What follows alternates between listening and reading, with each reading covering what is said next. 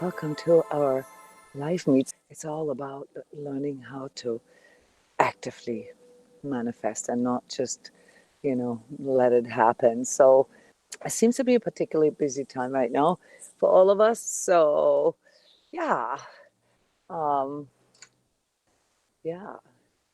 Why are we so busy, right? And what does busyness do? How does that affect our manifestation? What do you guys think? Well, I can honestly say that it dilutes it for me. I can't, there are so many distractions and things that I have to take care of right now Mm-hmm. that I can't even focus on that, like consciously manifesting. Yeah. But if I spread out and just stop and stay still for a little while, this is actually what I have manifested. So I have to take ownership of that. So it's kind of an interesting process right now. Well, there's also, of course, outer things. And as I have always cautioned you guys, that, there are lots of activities in certain times, okay, in the collective or in, geopolitically or social media, anything that counts to what we call collective, that have an effect on our ability to concentrate.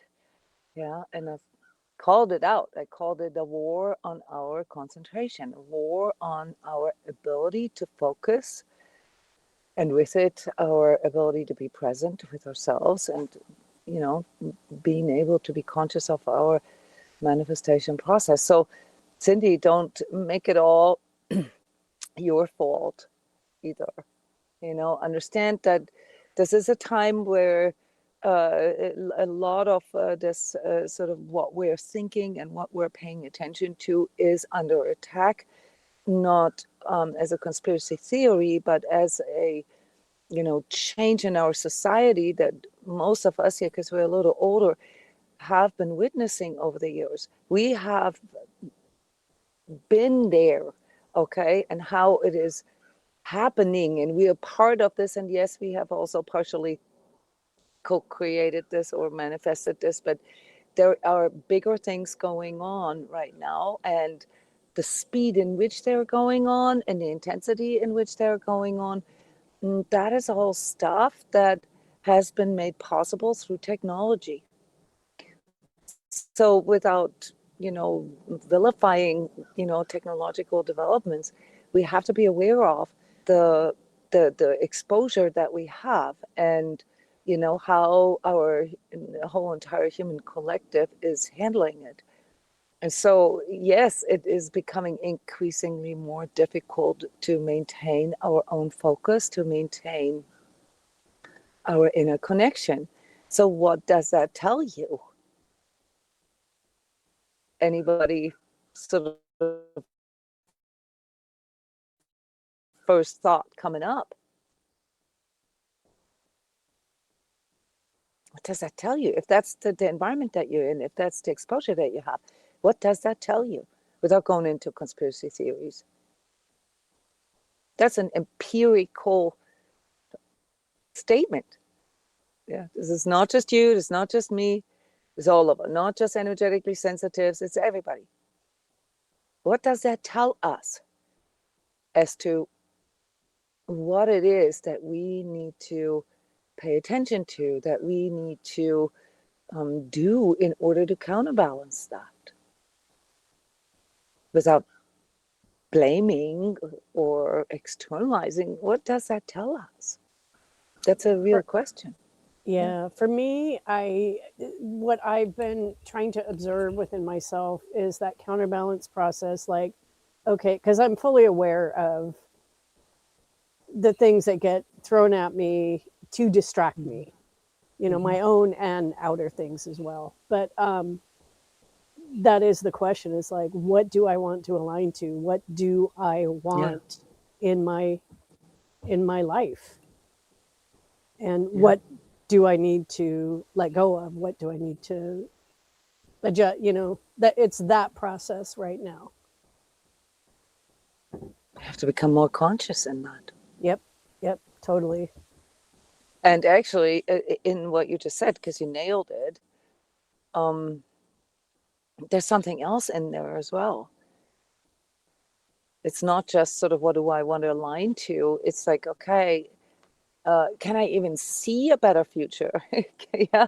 Or am I just stuck in negations and all the things that I don't want anymore?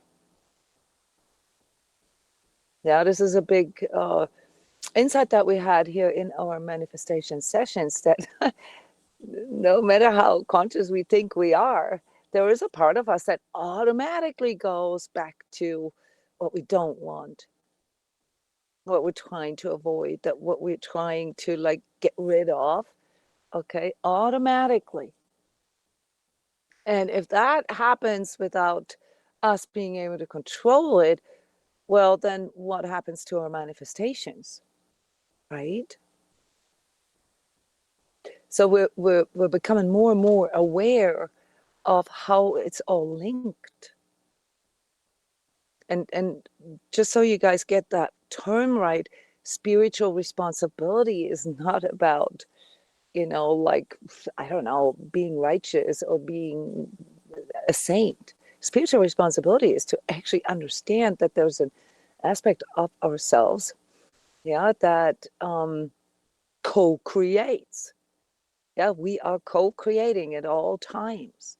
In other words, we are, part of this reality, and with every single thought, notion, emotion, expression, word, body language, we are contributing to, what is being sort of manifested for us all. Why? Because we can. So spiritual responsibility is not about feeling guilty about that. Spiritual responsibility comes in when you realize, oh, if I do have that power, and let's say I'm still taking other people say so. Let's say I've never really experienced that in my personal life, that I can manifest something that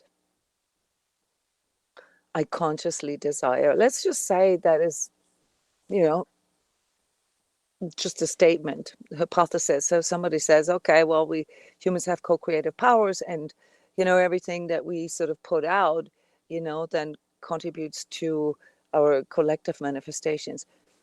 So doesn't this sort of wake me up to investigating, well, first of all, my own reality, of course, and then also how I am contributing to, what is going on, or what we are experiencing as these things in our lives or in our world right now that we don't want. Yeah, so spiritual responsibility is just an awareness making process, is becoming aware that whatever it is that we're putting out there, even if we think that, other people can't know our thoughts, so therefore no harm done. Yeah, spiritual responsibility goes into the direction of understanding that there is an underpinning spiritual reality underneath everything, and that includes our secret thoughts and sentiments, and even our automatic thinking, as we found out. Yeah. And you guys had some really, really cool realizations and questions.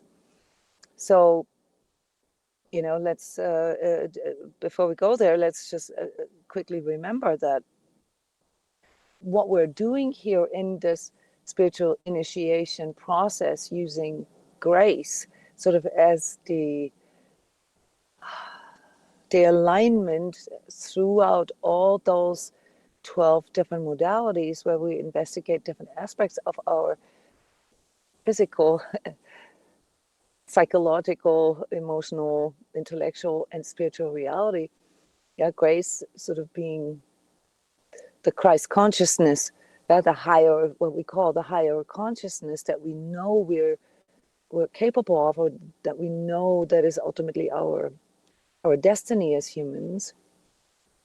Yeah, through our inner experience, through our inner deep sort of thinking and feeling and also perceiving, and not just because somebody said so, or it's in the Bible, or what our forefathers did. That's the whole point of soul self-initiation, is that we self-initiate through our inner experience. And that's why these sessions that we're having, they were so important, because in these energy sessions, where we actually allow ourselves to break the pattern, right? To overcome the busyness, the distraction, the fears, the like whatnot. I mean, you guys are advanced, so you have already learned to get past many layers, so that it's possible for you to literally say, okay, these 60 minutes, I'm going to really hone in on this. And this is why these sessions are so awesome, because we actually get to the point, bam, in like 5 minutes. Do you know? Because you already can. Yeah, you've trained this for so long. So I just wanted to let you know how I see this. Really, it's amazing. It's enjoyable. Yeah. So anyway, it's our inner experience. We want to move away from, this tribal attachment, like how our forefathers did it, or dogmatism, how it says it in the Bible, or how Jona says it, for that matter. Yeah, that's all stuff that, that's all sort of outer guidance that we use for certain developmental stages of our soul development, okay? But we are at a point right now, and really all of us, our entire collective is, where we have to learn to do this on our own, where we have to learn to discern what is higher guidance, what is my ego guidance, what is Luciferic harmonic temptation, and what comes in through my guardian angel, what comes in through grace. Yeah, these things are now things that we can name, and therefore we can begin to learn to discern them. Yeah, that's sort of the exciting news. That's, the good news, because we can. We have spiritual senses and organs that are trained enough now, all right, to go into, investigating certain subjects and discuss this with one another, and, work with our inner experiences, compare them, share them, and openly sort of put them out there, and allow them to be felt, not just by ourselves, but also by everybody else in this group.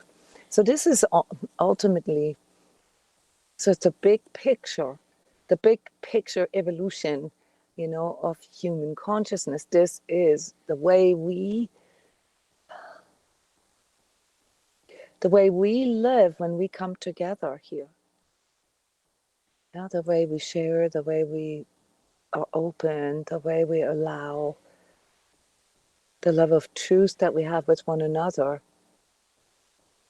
the freedom we give one another, and also the love and respect that we have for one another. That is the destiny of humanity, guys. Yeah, we're living it. That is not a class where you get grades. This is not I don't know, something you have to do in order to get somewhere. This is a manifestation, yeah, of your inner guidance that has led you to this point, and many of you are even facilitating that, giving that forward, giving that further. Yeah, can you see how big that is as an active manifestation that you have already sort of brought into motion? And so you're going into the experiences, there's, I think, one big learning, and I want to start out with this, and not usually I lead to it, but this time I would like to start out with this. The first one is, and this is an old slide, because this came up in our first session. Do you guys remember this? I don't remember who asked us, but somebody asked, how does karma play into our manifestations? The unconscious creates karma. The unconscious affects our ability to self-reflect, focus, and with it, our ability to freely think, feel, perceive, and choose on our own. So there is obviously something that is linked. If we are unconscious, we are getting pulled sort of into this, the karmic mechanics of our manifestation process versus the goal or the destiny, as I called it earlier, yeah, to freely co-create, yeah, to get to this point that Cindy mentioned, yeah, to choose what we want to align to, yeah, and then through our living it, through our embodying it, you know, consciously co-creating it. So that is not possible when we are unconscious. I really want to bring this home with you. It is not possible, guys.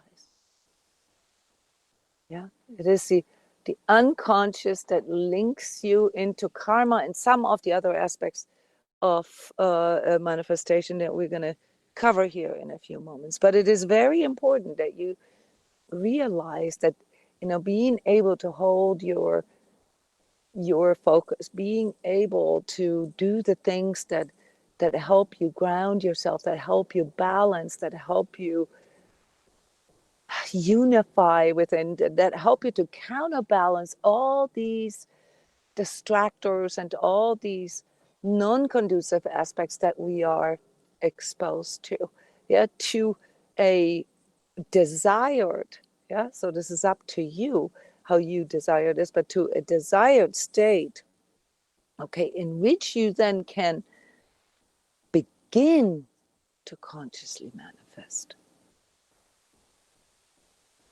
So just the fact that we're balancing or grounding, or that we're meditating, that's not necessarily, you know, doing the manifestation. That's just those are tools.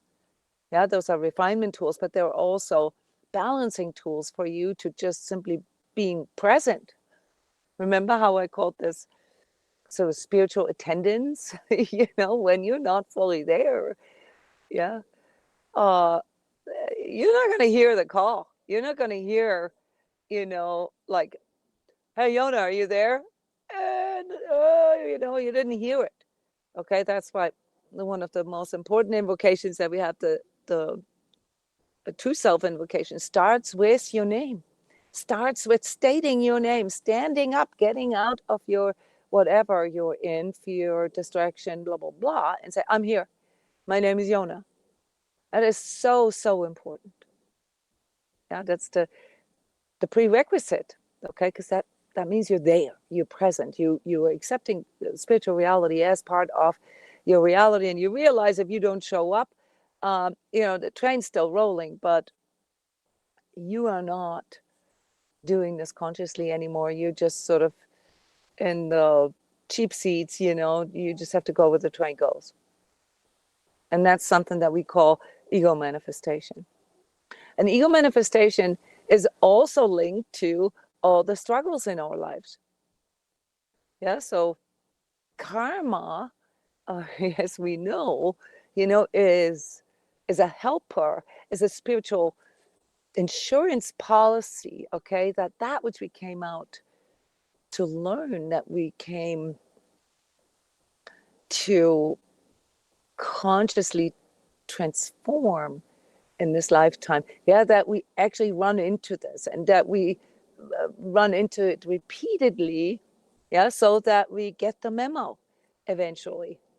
Yeah, so ego manifestations are there for the whole entire cluster of, oh, I want to be rich, I want to be famous, I want to do this, I want people to love me, I want this, I want a husband, I want a house, da da da. Those are all ego manifestations. Why? Can you answer that? Why are those ego manifestations?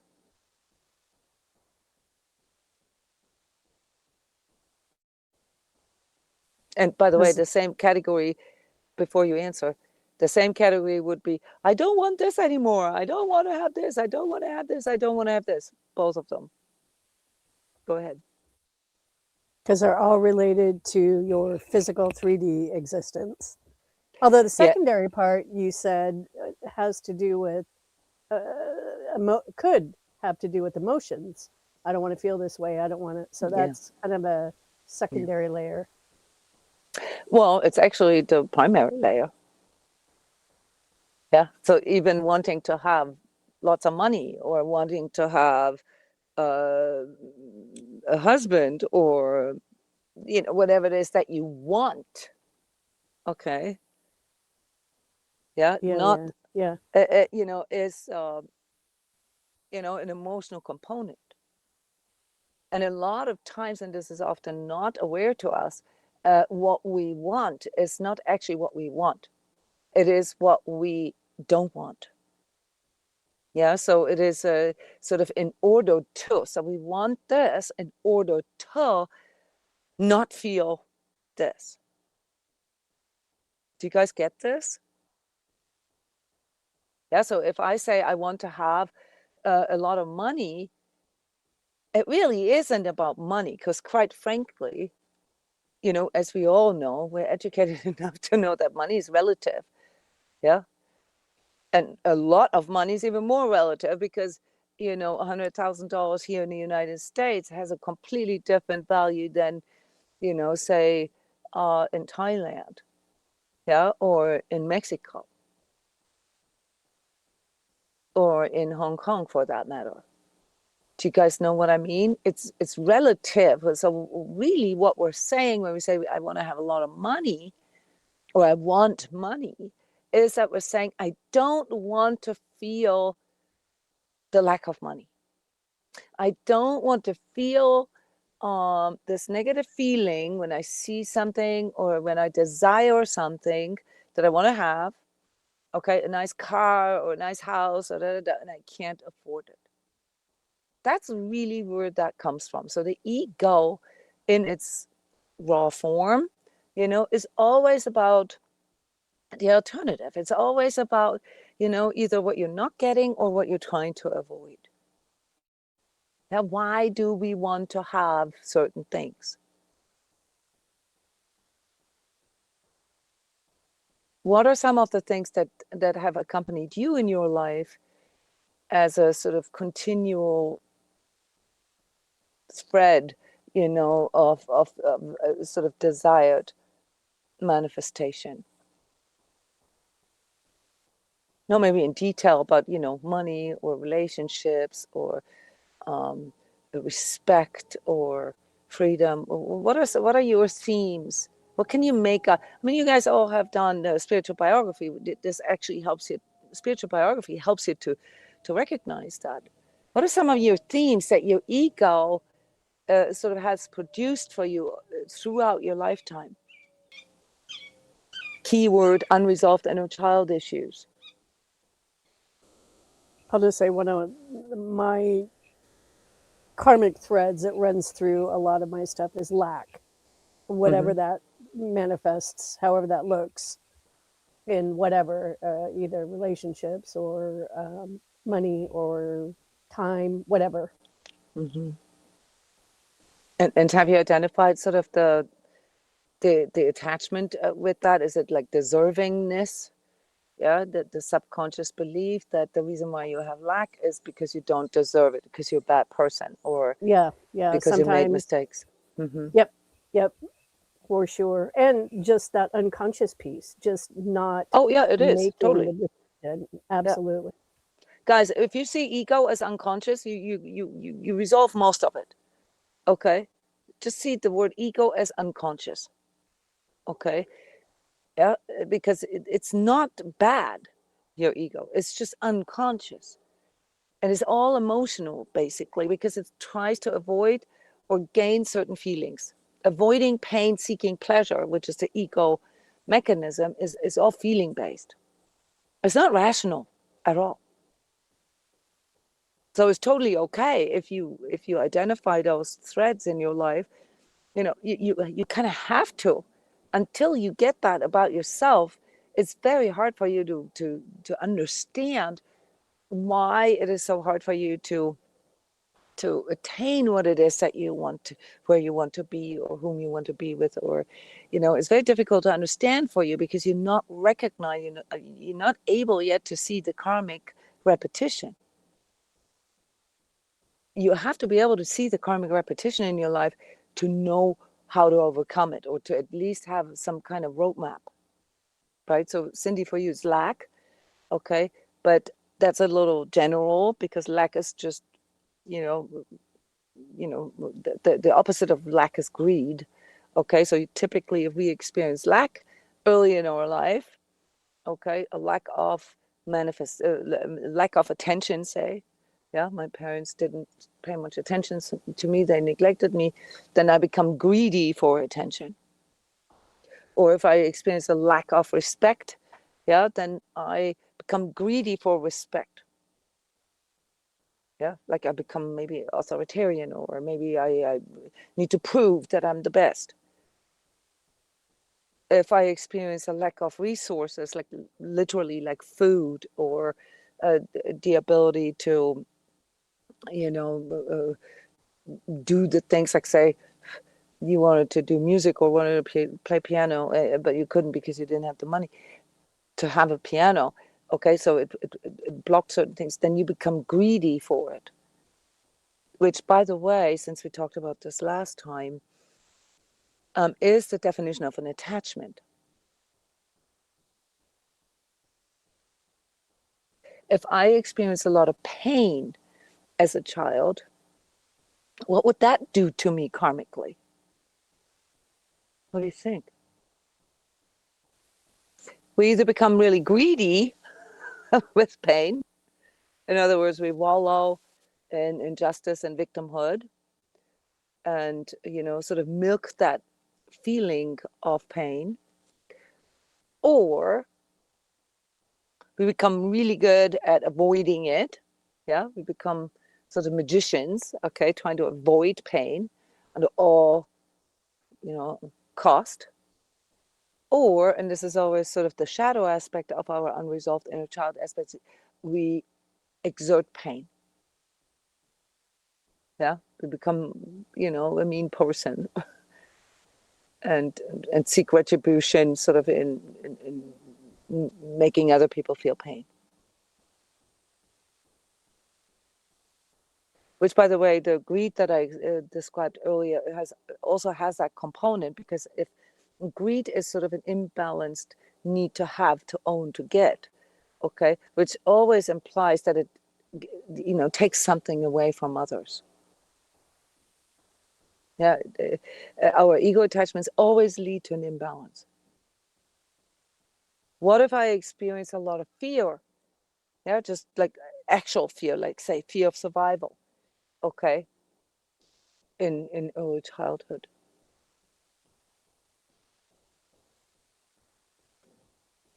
I become very anxious. Option number one, I see potential death, potential blah, blah everywhere. Okay. And again, try to become a magician by avoiding, things, trying to control things. Yeah. And that's then the shadow aspect of it, is that when we've experienced a lot of fear, we're trying to control either our environment or the people that we're with, or even sometimes, bigger things. Okay. So that we can feel power, so that we can avoid feeling powerless, because experiencing fear in your life, actual fear, causes you to having experienced powerlessness. So it's also a form of greed. So that's why I use the word greed, because you then become attached to the opposite, and that's the thread in your life, because you're trying to avoid to re-experience the same struggle or whatever, like if we just cluster it sort of as pain, you're trying to avoid that. And some people do it, through escape, and avoidance, which would be more the luciferic aspect of things, and others try to accomplish it through greed like more and more, and actually becoming perpetrators in the process. And when I say perpetrators, I don't mean like criminals or anything. I just mean then you become somebody that contributes to other people's lack or other people's pain. Yeah. Can you guys see that? The connection here? There's a link. This thread, and this is all psychology, really. Yeah. The only part that's not psychological is the imbalance. Okay, because the ego feels very, very justified. Yeah, to get rich overnight, passive income, let others work for you. That's from an ego perspective totally justified, but from a spiritual perspective and with the alignment that we have, not. Because if if you make other people work for you just so that you don't have to feel lack, but you basically milking other people's workforce or taking away things from others, yeah, then you're creating the same imbalance again. Yeah, you're recreating it unconsciously.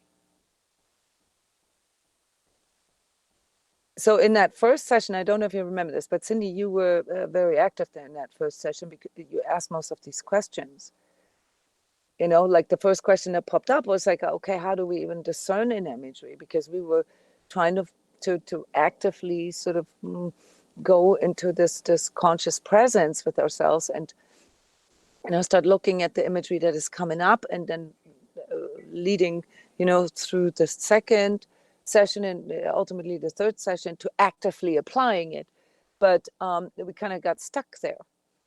Okay, because Cindy raised a very important question: how do I know that the imagery that is coming up is not fantasy and just a recreation of my as you call it here, strangely avoidant personality or aptitude? And Cindy, do you remember what I said to you?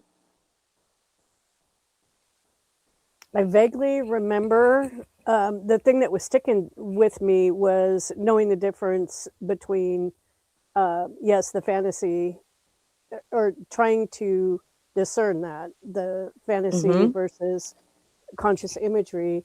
And also what came in, I think it was Aneta, what the difference between imagery and image is. So there was a lot of interesting contemplations in all three. Yeah, I forgot about that. That's actually really good. Well, the first two, they were linked. So this was the big learning. The big learning it happened at the very end. When you ask the right question, how do I know that it's not just fantasy? Yes. Okay. Yes. That's not related to the image and imagery. I will say something to that here in a moment. And my answer was that you can feel it. You need to pay attention to your feelings. In the past, I often characterize it as like when your ego says, yeah, when you get this like the sort juice. of, you get some kind of juice out of it. And you can actually feel how you get seduced. It's a form of seduction. Yes. Yes. And we enjoy it. I often also call it how do I call it? Indulgence. Yeah, the same feeling when you eat a little bit too much of the chocolate cake. Yes. Yeah, Yes. you know it's not good for you, but you're still doing it. Yeah, because it's really Yeah, good. yeah. It's the Yep. same with our inner imagery. Yeah, there's no difference really. So Yeah, this that was whole good too. this That was whole a great. notion of like, dream your future into reality. Well, it's true, but it's not. Because if all you can do is sort of dream about a lottery win and how that would in your unconscious mind then solve all your problems, you're very far away from consciously manifesting. Yep. Yep. Yeah, that was a Luciferic temptation. Okay. Yeah, to not actually deal with what is, to just sort of come up with the shortcut and sort of the magic wand. Yeah, that's really, really important that we develop an inner reference for that. Yeah, I call it here, you know, clearing illusions of connection, because this is with thinking that we're connecting with one self, but really all we're connecting with is our ego, and our ego screams, I don't want to feel this anymore, and all I want to feel is this. Okay, and that's not self-healing. That's more like putting a band-aid on things. Now the question prior, so really what it teaches us is that it's not enough to just not wanting to have something. This is always the bottom line. Yeah, we have to be a little bit more sophisticated. Well, how do I want it then?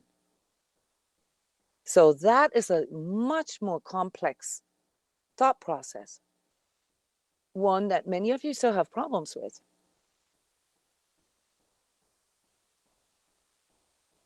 Right? I see that you guys still having problems with that. How do you, can you realistically create sort of an imagination in you, yeah, that is truly felt and truly thought,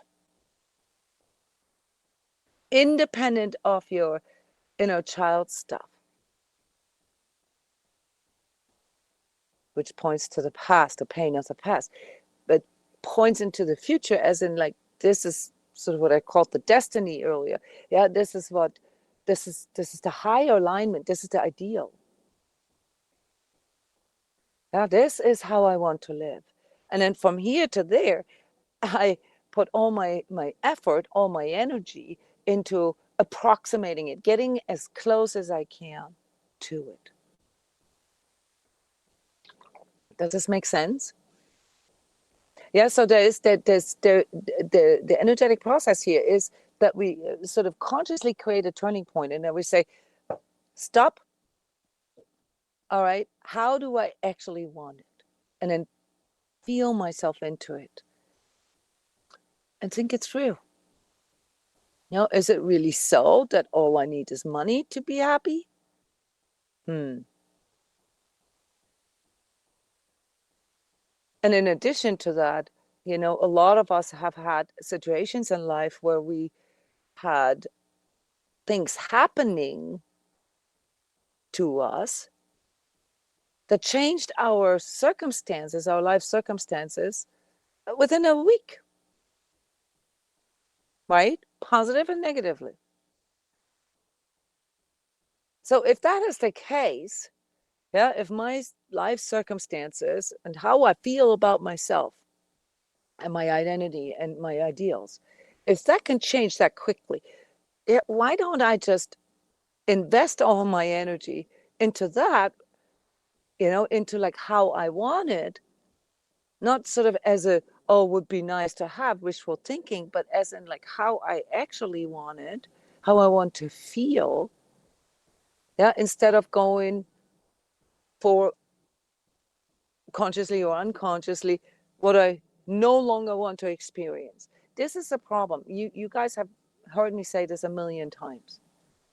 Yeah, that we unconsciously recreate what we don't want, because you're dealing with your unconscious here, and your unconscious cannot understand negation. So if you sort of get stuck in what you don't want to feel, your manifestation powers, if you will, yeah, your astral, just takes that imagery of what you don't want to feel, kind of like that. Yeah, I'm just gonna use this simple sort of causation here. Yeah, and that's how we recreate. This is a function of karma. So it's very important that we feel into our inner responses, and that we open up our perception to what we truly need, what we truly desire, who we truly want to be, and what we want to leave behind. That's then later sort of the bigger question.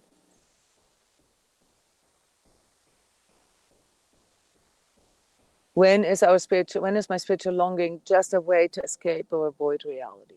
Yeah, that's in another layer of that, because a lot of times spirituality is being abused, as an avoidance trick. Okay, because it's not really aligning to the self; it's aligning to some kind of fantastical unicorns and waterfalls. Some kind of fantastical thing that does not really have you in it. And then lastly, can we actively manifest if we try to avoid truth? If we try to avoid something that we are feeling? No, you can't. So what's the solution here? We have to deal with what is. We have to deal with our, inner child attachments, with our ego. We have to deal with it. We have to work with it. Yeah, and a lot of times it's sort of psychic detective work, just sort of in the aftermath. We see ourselves saying something or doing something, and then, oh dang, why did I just do that? I really didn't want to do that. So you look really into it, why you keep doing it, and what it is, in the sense of, ego payoff. Yeah, that's just a word, really. That's earlier I said alternative. So what your ego is sort of trying to get out of it. Sorry, guys, for pointing at this again, but this is where we all get stuck. So if we want to consciously co-create, we're going to have to go a little deeper with this. We're going to have to investigate the mechanisms within ourselves, how that even happens. And one of the mechanisms, Cindy, you already brought that up as an example, is distraction and lifestyle.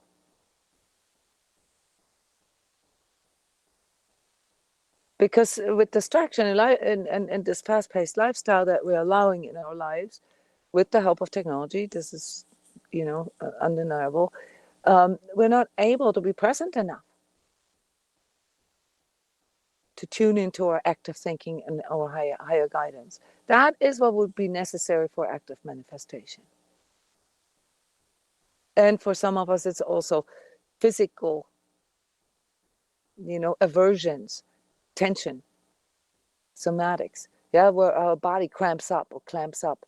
Yeah, and a lot of times that's also karmic, because we're doing stuff that we don't really want to do, and that leads to our body clamping up, and then in the process it then sort of prevents us from being active participant in our manifestation, because we get stuck there. So unresolved inner child issue showing up in automatic thoughts. That is something that you guys brought up during this session. Automatic thoughts. Here I don't usually like to use abbreviations, but I couldn't get it. And NIS, negative inner self-talk. And CIV, you already know this, critical inner voice. Yeah, these recordings. So as we were trying to get into this void place, which all of you guys are able to do, it's amazing. You're really good at this. But within, I don't know, minutes or seconds into the process, there's this automatic thinking part in us that starts filling it up. Have you guys noticed that? Yeah, somebody called it a recording. Yeah, this is the automatic stuff here with the critical inner voice. So if this is just comes to show us, how hard that actually is, and how much discipline it requires to not let, our subconscious and especially our desire. So the subconscious and ego operates on the desire level, yeah, to override or to overtake our conscious manifestations. So the main lesson here in the second session was that we have to make an effort to clear our automatic thinking. Yeah, we have to master our thinking. We have to, recognize it and then clear it out. And yes, this is continual, and this will never stop. Yeah, no matter how much access you have to the spirit world, you will not be able to prevent your automatic thinking. You'll not be able to prevent it from occurring, but you'll be able to stop it. You'll be able to clear it. But it has to really be clear to us that this automatic thinking, yeah, and here in the future we will deal with this a lot, because we also have the hive mind thinking, which is part of this sort of attack on our concentration, because the goal is hive mind thinking. Why? Because then there is no free thinking anymore. If there's no free thinking anymore, then people don't actually come up with new ideas and ideas of freedom. You know, they're becoming conformist, etc. Yeah, that's sort of the control mechanism of the powers that be, okay, to get us into that place of automatic thinking and to keep us there, and, you know, then lead us to hive mind thinking, which is, you know, pretty far progressed already. But without conscious thinking, yeah, without the ability to stop it and to think your own thoughts and feel your own feelings, you cannot consciously manifest. You cannot actively manifest. You're caught in a passive manifestation, sort of a sheeple, you know, herd manifestation. And a lot of it, for example, is expressed in our consumerism nowadays. Yeah, where, you know, like, you know, you don't even know why you want certain things because, you know, everybody else has them. I don't know. That's part of that. So karma is part of that automatic thinking, okay? Even though it's a spiritual aspect, and when I say thinking, you think of intellectual or mental. If that contradicts for you still, then I need to put out there that our thinking is a spiritual process, guys. Yeah, and it determines your etheric. It determines what you hold in your etheric body. Okay, it is a spiritual process. So do not underestimate the spiritual power of thinking just because, you know, mentalism has gotten such a bad reputation. Absolutely, because if mentalism occurs, yeah, if we mentalize everything, if we rationalize everything, if we get into this determinism, okay, then it's completely void of spirit.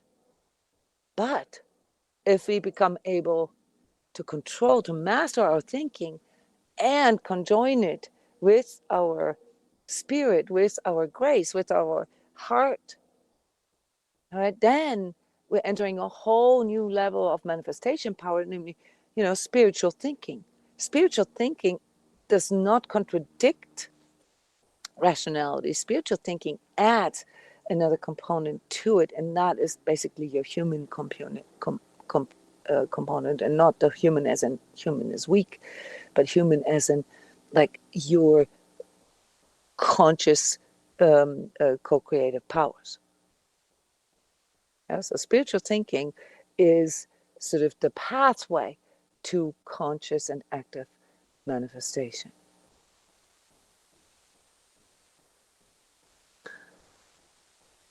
One of the things with the void that came forward as well was our inner experience of how fragmented we actually are. So this, what I said about, you know, automatic thinking is a part of us, and then we have our ego and desires and all that, and all these parts, they're very fragmented, very compartmentalized. And, you know, even our thinking is compartmentalized. It's supposed to be rational. That's how we're trained to think, and we're supposed to leave our emotions out of it, and then, you know, we're supposed to get our feelings back in, and supposed to get our spiritual ideals back in, and this fragments us. We can't still juggle this right. Yeah, and that's where we can use energy work techniques such as the unified self, or even, you know, just a grace alignment, because they bring us back, yeah, into an inner unified state, which is ultimately, you know, the goal that we are working on right now as a humanity, so that, you know, we can begin to access our full powers as conscious co-creators. And that's what then helped us understand the role of our unresolved inner child and shadow aspects, yeah, in our manifestation process. Because if we are not yet able to fully access that and work with that yet, then it's a mystery to us. Yeah, it's a mystery to us why all our endeavors fail. Yeah, and depending on what our child attachment is, the one person will say, "Oh, that's because I don't deserve. God hates me. God forgot me." The other one says, "Oh, I just got to try harder. I'm not hard enough. I'm not, like intense enough about it." Yeah. So depending on what your aptitude is, you'll interpret it then in the exact same way as your ego operates, which is why, you keep running in circles. Now, and the critical inner voice, and the negations, they obviously play a role in that, because they are sort of the tape recordings that that then lead to these unconscious manifestations.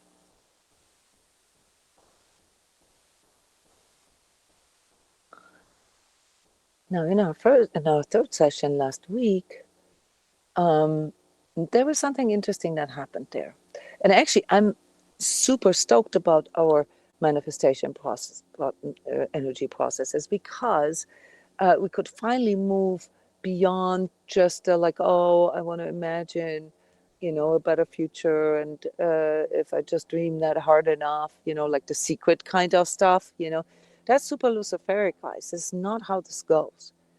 Okay, we were able to move beyond that. Yeah, and that's why I was really happy about this.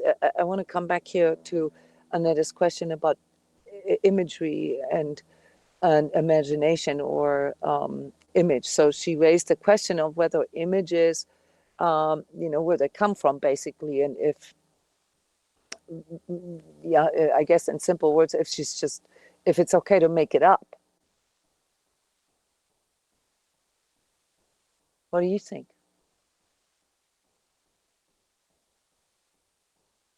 Are we making it up when we imagine something, when we allow imagery in? Is it okay to make it up? What are your thoughts?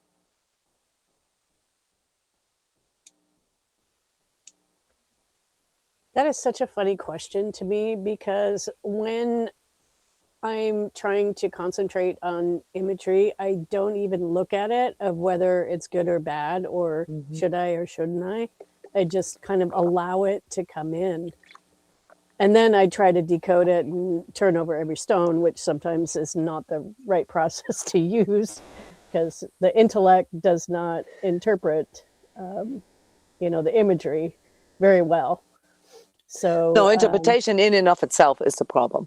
I yes, shouldn't yes, really be interpreting it at all, yes, but we can't help our mind from doing that. So we have, yes. this is a discipline, it's normal. But Cindy, this took you decades, I know. okay? Yeah, to let that come in.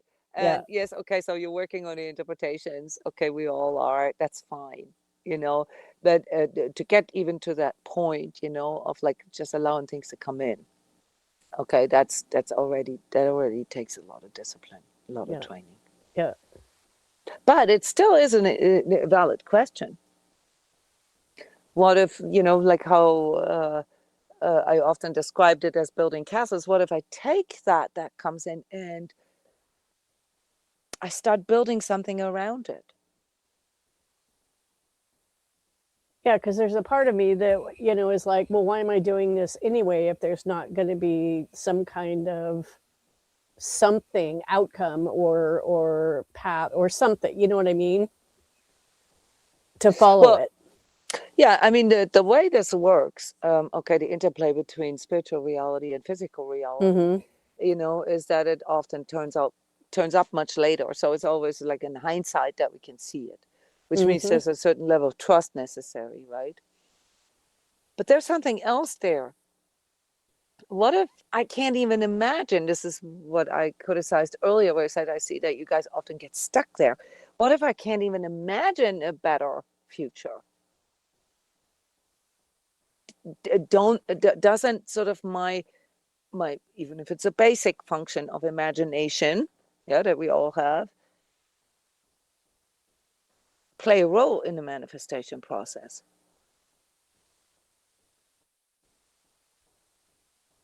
Yeah, that's interesting.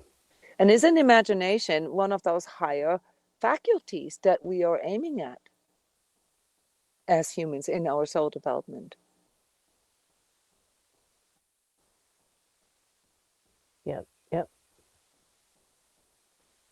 If you can't imagine it, you can't manifest it. That's rule number one. Okay, you have to be able to imagine it. That's why that song, that John Lennon song, hits on so many levels. You have to be able to imagine it. So our even like ego-driven imagination is valid. Okay, we just got to refine it. And remember, I said a lot of times it's okay to fake it till you make it. Faking it till you're making it is a form of imagination.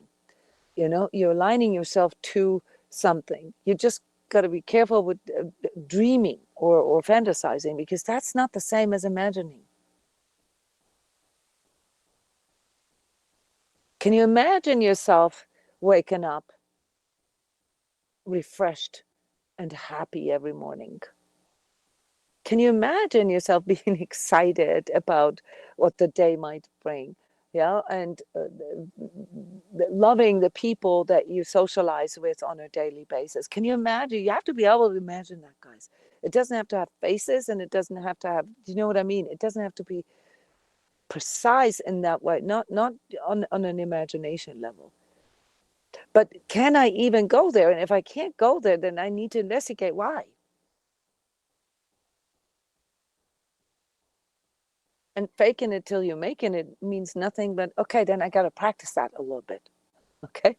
I got to practice, yeah, for example, gratitude and appreciation. I got to practice excitement and wonder and beauty and all these things, peace. I got to practice peace, because if I can't even imagine myself being in a peaceful state, well, then I have a problem. My manifestation energies are not going to align with that. Because if the first and only thought, automatic thought, is unpeace, yeah, how I'm feeling right now, for example, or how I don't want to feel anymore, well, then we're just recreating that. So as you can see here, I pinpointed the energetic process is disciplining the thoughts and emotions and recognizing karma as a teacher, not as a punishment, as a teacher. Yeah. By seeing the things that repeat, by recognizing the patterns.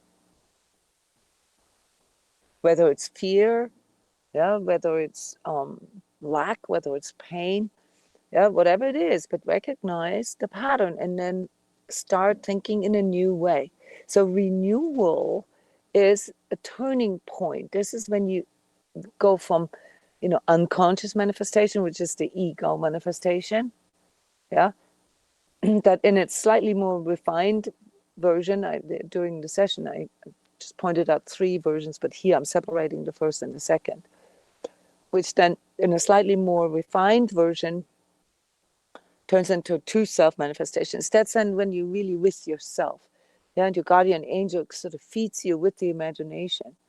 Yeah, that you can imagine that being happy, imagine being in peace, imagine, having enough. Not the big house, the pool, the car, the boat, or whatever. No, but just the feeling of it.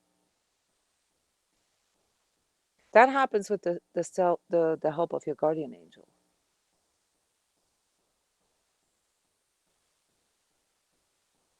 And then when you are present enough that you can actually feel yourself, and something that I called earlier, sort of the destiny. So your healed self, okay, yeah, where you're no longer under the influence, under the override of your karma and your ego and all this.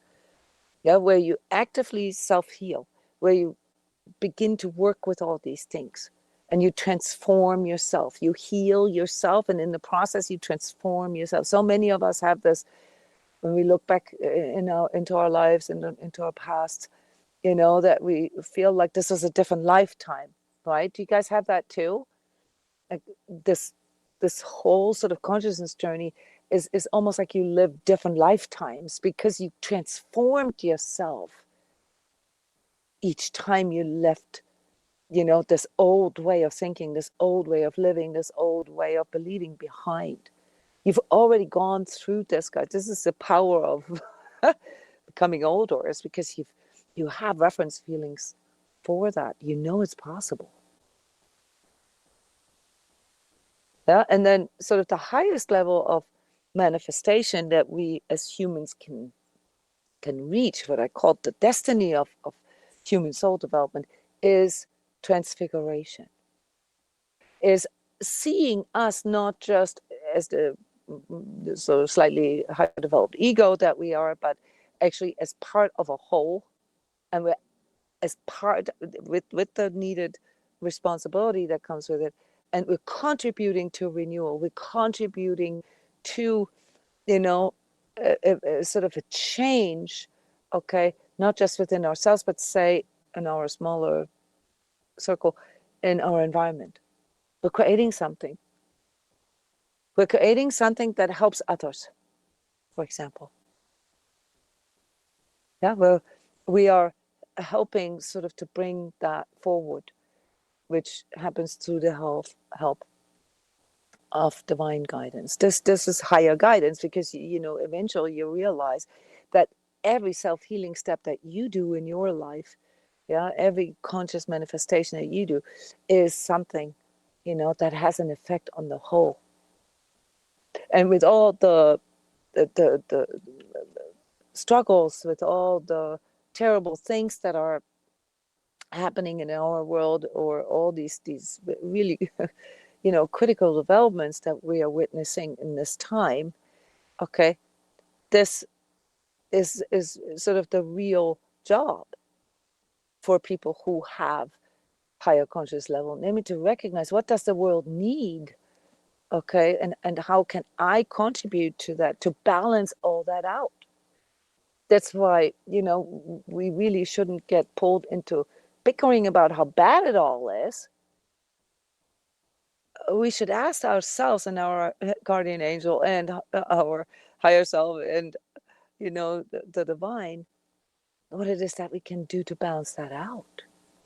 What it actually is that the divine plan is sort of trying to trigger in us in order to continue, this continuation of, our human soul development. And it's sort of, in a spiritual sense, it's called transfiguration. Yeah, the ultimate goal, the sort of Christian esoterica, we would say, to, or even in the Eastern traditions, we would, to non-attachment, and to realize, that we're part of a much larger system, and that our powers are nowhere near utilized yet, that we are just really subject to all kinds of outer influences, including dark forces, different kinds of dark forces that are trying to prevent us from actually waking up to these powers. But in order to access those faculties, we have to have a lot of training, a lot of preparation, a lot of discipline. Yeah, so our own personal manifestations are just sort of the training ground. That's the sandbox. Yeah, the garden of life, how we practice that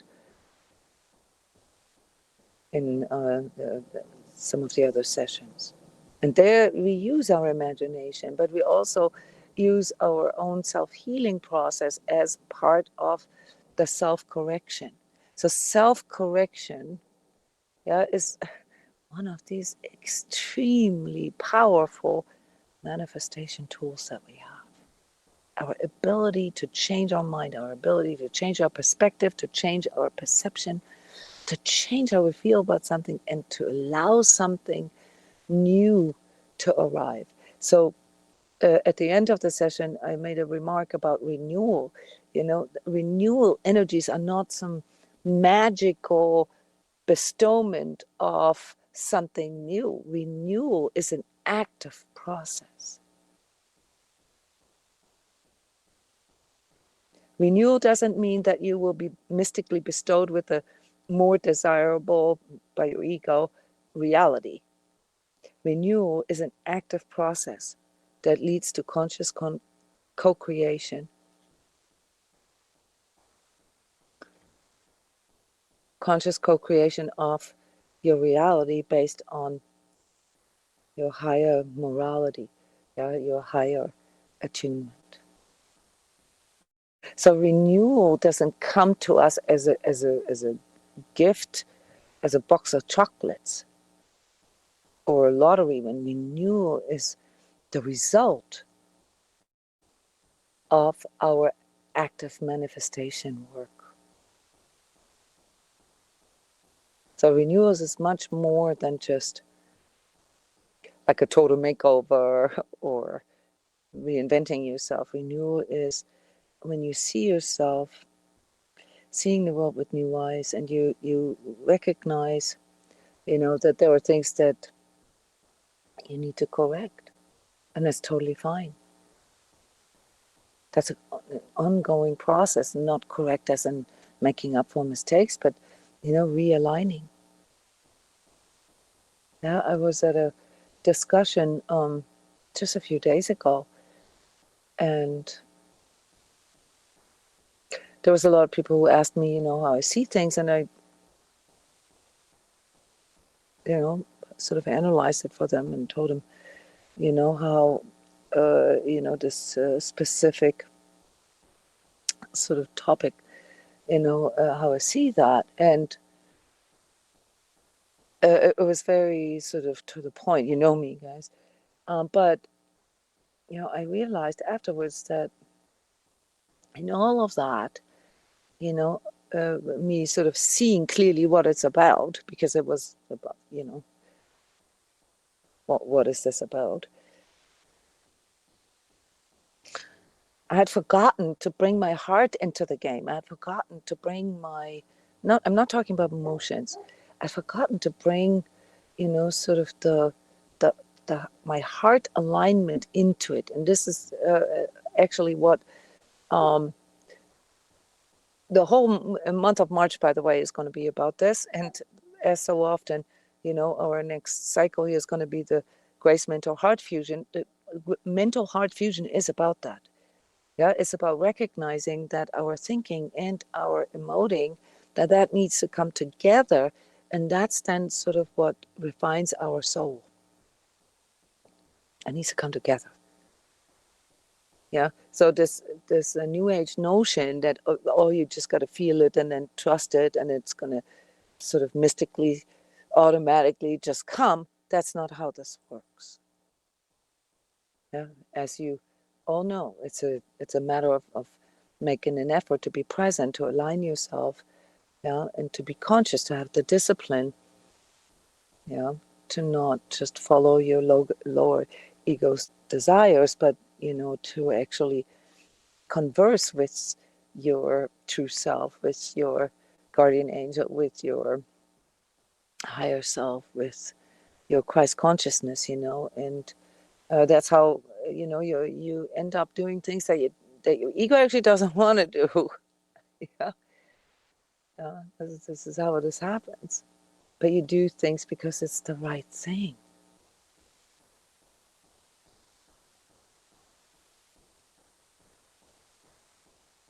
So with that, I would like to close here sort of my part of that reflection.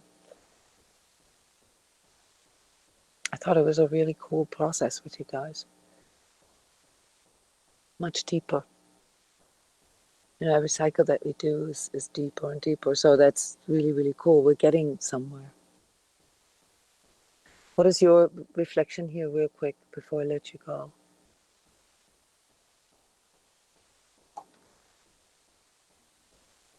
First thing that came to my mind is there's always another layer. Yeah, but now it's a good thing. It Now is, it's a good yes. thing. Back then Yep, it was like, oh, really? Now it's yep, like, yep, yep. really? Oh my gosh, I'm excited about that because Yeah, it gets better. exactly. And I'm not afraid to go. Me personally, I'm not afraid to go there anymore. I mean, I was No, always afraid I was going to make a mistake. I was going to be stuck with something that I manifest. I mean, I am, but I can renew, just like you talked about.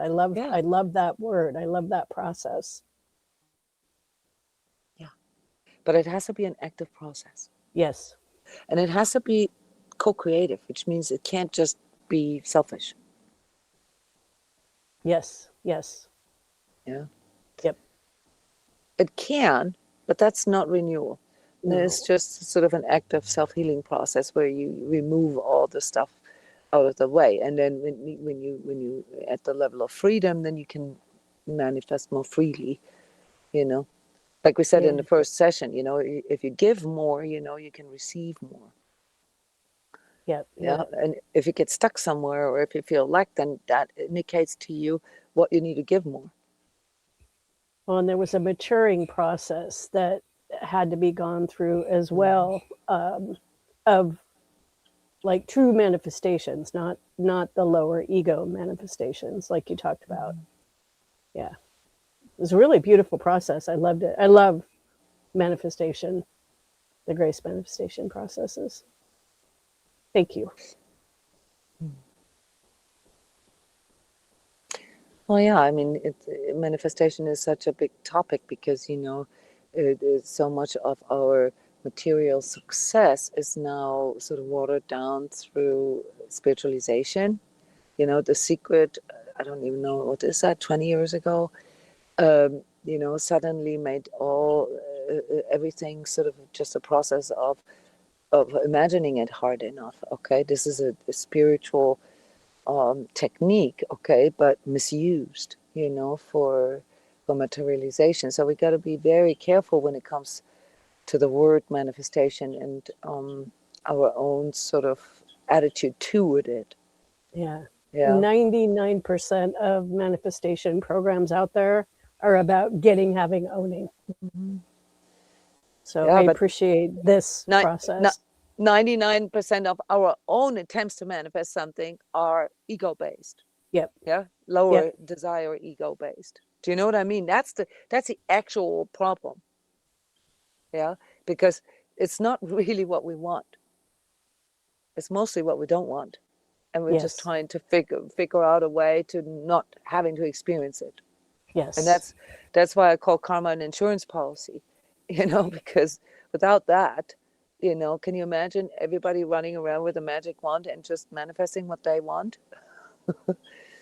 Yeah, yeah, Sounds good. scary. Yeah, but yeah, scary. Guys, I But would love to make this video public if you guys are okay with that. Um, yeah, you're okay with that because it's really not about us. It's really important right now. I think that people realize, that they've been sent to the wrong exit with so many of their belief systems, be it just trusting that everything will happen automatically, or with this, sort of quote unquote secrets of manifestation, and that there needs to be a renewal, there needs to be a self correction there, and that has to come through our conscious self work, active self healing. Yeah, if you're okay with it, uh, I'm not going to really promote it, but the people here in the Sacred Self Healing community and everything now have access to it. I'm going to put it on YouTube, you know, um, so that it can reach more people. Okay. Thank you so much, everyone. Tomorrow's our energetic tune-up. Okay. Yeah. we've had our first collective event here today already. So this is now setting up the stage, okay, for March, and all the revelations and all the things that we need to pay attention to. They're now more tangible for us. So I'm looking forward to tomorrow because it's probably going to be a bit more practical. Yeah, like what can we do? Yeah, because now that it's visible more or less for everybody, these things that I've been talking about for so long, now we can speak practical. All right, guys.